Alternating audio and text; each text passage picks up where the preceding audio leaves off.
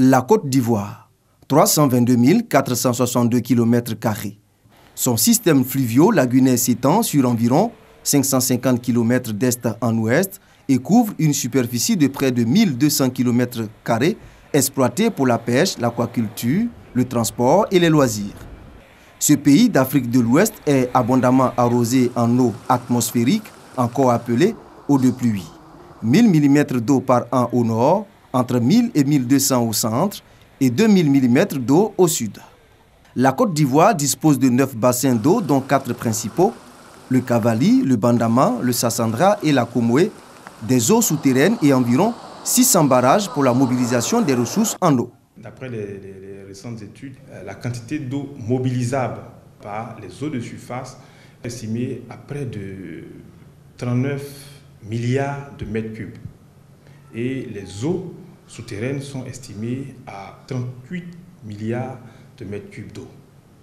Donc nous avons des ressources en eau disponibles qui sont estimées à près de 77 milliards de mètres cubes d'eau qui peuvent être utilisés par l'agriculture, l'approvisionnement en eau potable, par l'hydroélectricité, par le transport fluvial, par le tourisme, en tout cas par tous les secteurs d'activité qui sont tributaires de l'utilisation des ressources en eau. Est-ce que c'est suffisant?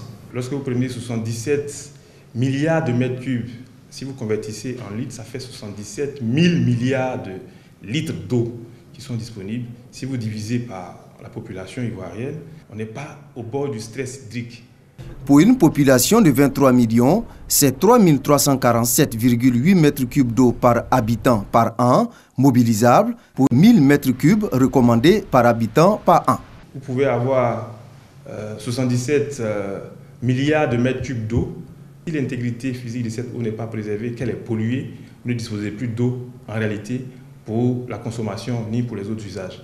Et c'est pourquoi la pollution des eaux doit nous interpeller.